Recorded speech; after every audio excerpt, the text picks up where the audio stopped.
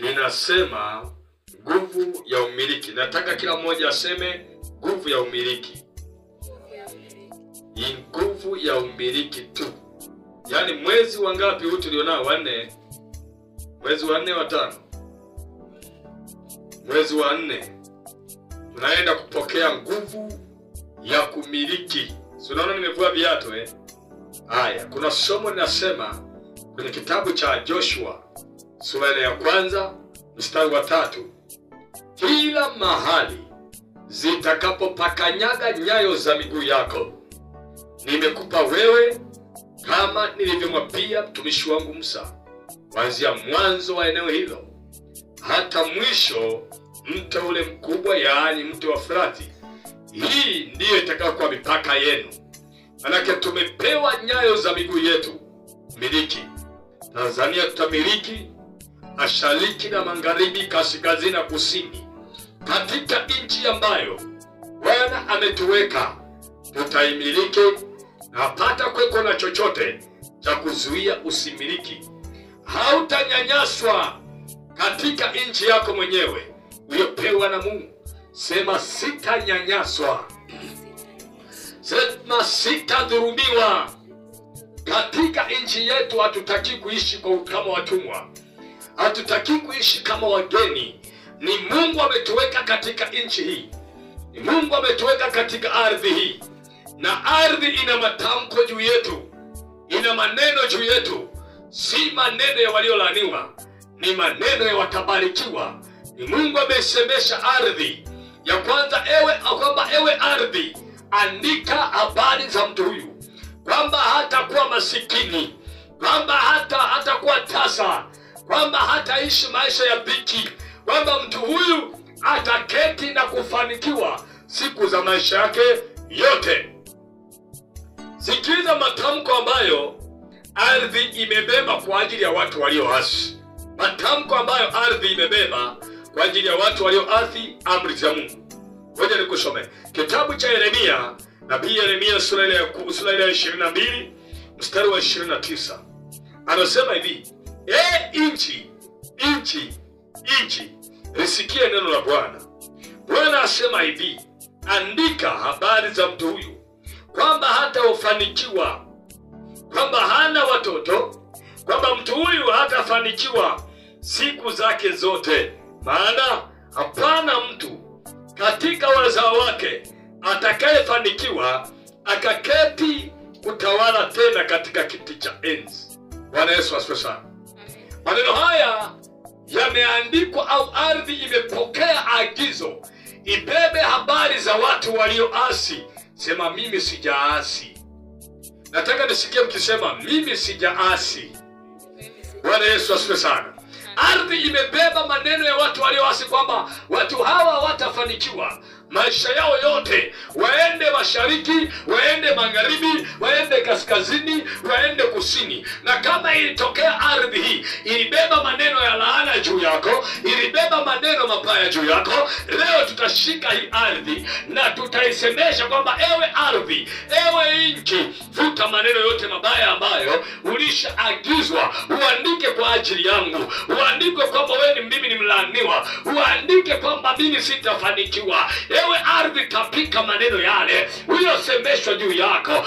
Ngoja nikwambie kitu kimoja ambacho yamkini hujawahi kukijua. Uchawi wa mwisho ambao watu wanayatumia wakiona wamekushindwa kwa namna zozote zile, kukutumia mapepo wameshindwa, kukutumia majini wameshindwa, kukufanyia uganga, kukuendea kwa waganga wameshindwa. Uchawi wa mwisho wanaotumiaga wao wanashika ardhi, wanatamka neno kwamba ewe nchi, sikia nikwambie habari za mtu huyu. Andika hivi: huyu mtu mahali popote pale atakapoingia hatafanikiwa. Aende mashariki, aende magharibi, aende kaskazini, aende kusini, aende upande wowote, aende juu ama chini, popote atakapoingia hatafanikiwa mtu huyu. Ewe nchi, andika. Unashangaa kuona kweli ardhi inasikia, nchi inasikia, inaandika kama ilivyosemeshwa. Unashangaa kila mkoa unaoingia mambo yanakataa, kila wilaya unayoingia mambo yanakataa, kila nchi unayotoka, unatoka nchi hii unaenda nchi nyingine, nako mambo yanakataa, unatoka wilaya hii unaingia wilaya nyingine, nako mambo bado yanaendelea kwa magumu. Kwa nini? Kwa sababu ardhi ilishanenewa, ardhi ilishaandikiwa, ardhi ilishaambiwa iandike taarifa zako, iandike mambo yako, kwamba wewe ni mtu ambaye utafanikiwa. Uende kaskazini ama kusini, uende magharibi ama kokote kule, hautafanikiwa. Nataka nikwambie mchasubuhi leo, ninayo habari njema kwa ajili yako. Sema amina.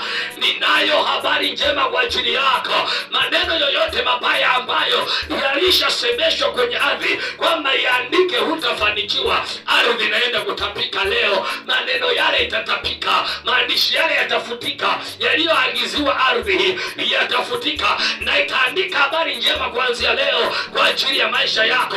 Kila upitapo utaona mkono wa Mungu, kila upitapo utafanikiwa, kila utakapokanyaga utafanikiwa. Uende mashariki ama magharibi, uende kaskazini ama kusini, upite upande wowote ule, hautaferi, hautashindwa. Mipango yako na malengo yako yatafanikiwa. Haleluya. Kuna kazi nyingine unaona watu hawafanikiwi kwa sababu hiyo. Walishindwa kukuloga, kukutumia uchawi, wakashika inchi ardhi, wakasema andika habari za mtu huyu, kila atakapoenda asifanikiwe.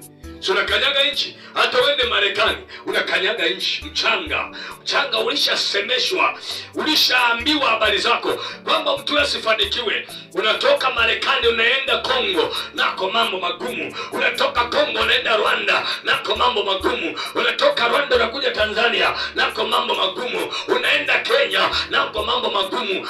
Kila unapoenda unakanyaga ardhi. Ungekuwa hewani sawa, lakini kila unapoenda unakanyaga ardhi ambayo tayari ilishasemeshwa. Ikisemeshwa ya Tanzania inapokea ya Kenya, ikisemeshwa ya Kenya inapokea Amerika, ikipokea Amerika, ikisemeshwa Amerika inapokea ya China, ikisemeshwa ya China inapokea mahali popote pale. Maana ni nchi, ni ardhi iliyobeba mchanga umesemeshwa wa dunia kwa ajili ya maisha yako, kwamba kila utakalofanya, kwamba kila mpango utakaofanya, kwamba kila biashara utakaofanya, kwamba kila mradi utakaoanzisha.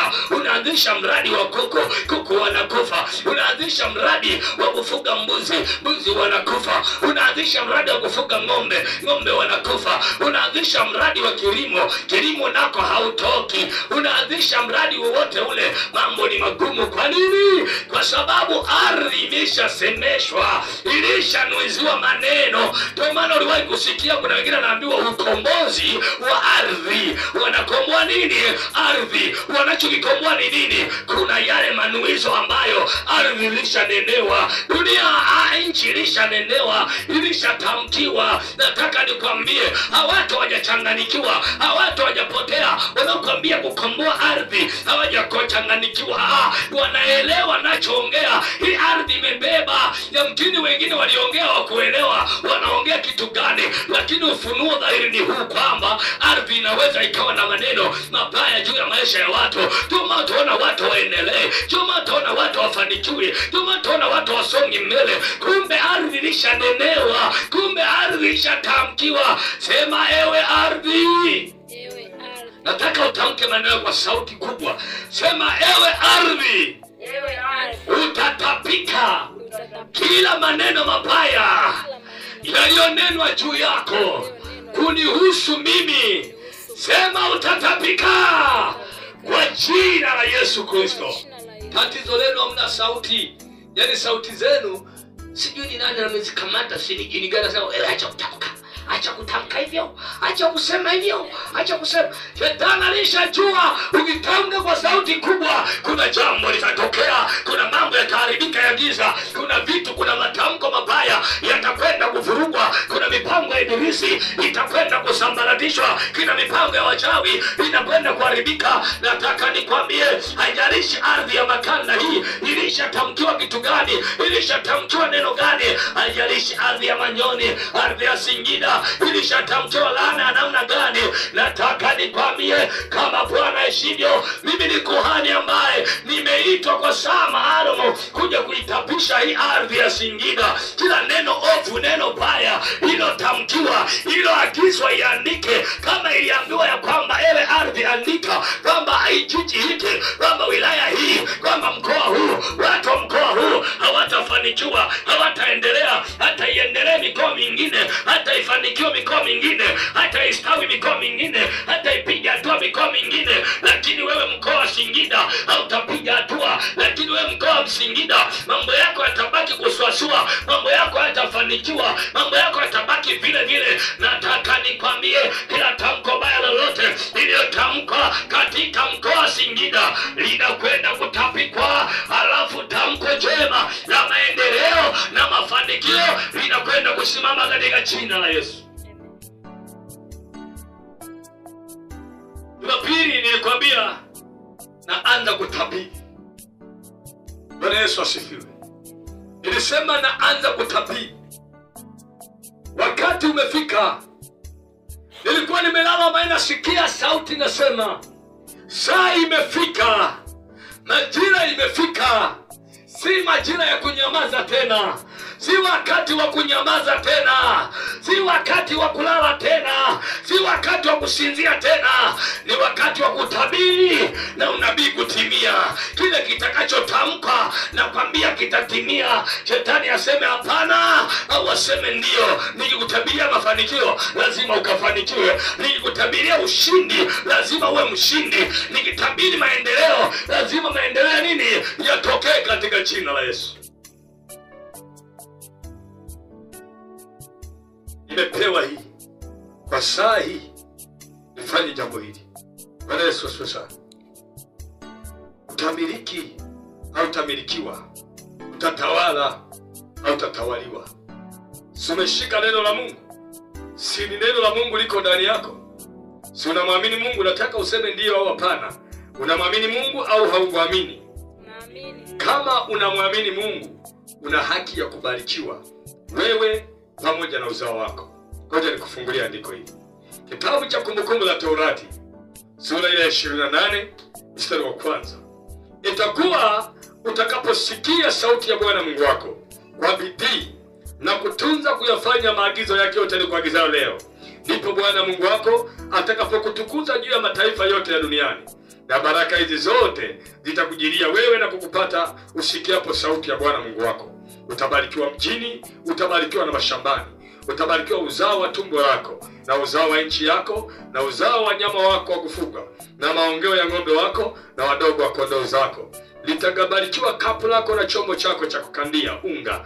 Utabarikiwa uingiapo, utabarikiwa na utokapo. Bwana atawafanya adui zako wainukao juu yako kupigwa mbele yako. Watakutokea kwa njia moja, watakimbia mbele yako kwa njia 7. Bwana ataiamuru baraka ije juu yako katika gara zako na mambo yako yote utakayotia mkono wako, naye atakubarikia katika nchi akupayo Bwana Mungu wako. Bwana atakuweka uwe taifa takatifu kwake, kama alivyowapia, utakaposhika maagizo ya Bwana Mungu wako na kutembea katika njia zake. Na mataifa yote ya duniani watakuona umeitwa kwa jina la Bwana, nao watakuwa na hofu kwako. Bwana atakufanya uwe na wingi wa uheri katika uzao wa tumbo lako na uzao wa nyama wako wa mifugo na uzao wa nchi yako, katika nchi ambayo Bwana aliwapia baba zako ya kwamba atawapa. Atakufunulia Bwana hazina yake nzuri, nayo ni mbingu, kwa kutoa mvua ya nchi yako kwa kadri wako wakati wake. Nawe utakopesha mataifa mengi, wala utakopa wewe. Bwana atakufanya kuwa kichwa wala si mkia, nawe utakuwa juu tu wala uwi chini, utakaposhika maagizo ya Bwana Mungu wako. Bwana Yesu asifiwe sana. Kwa hiyo tumemwamini Mungu, tumeshika ya Mungu, hatutashindwa. Hakuna mahali ambapo mtu yoyote atabaki katika hali ya utumwa. Saa ya wewe kutoka utumwani imefika. Saa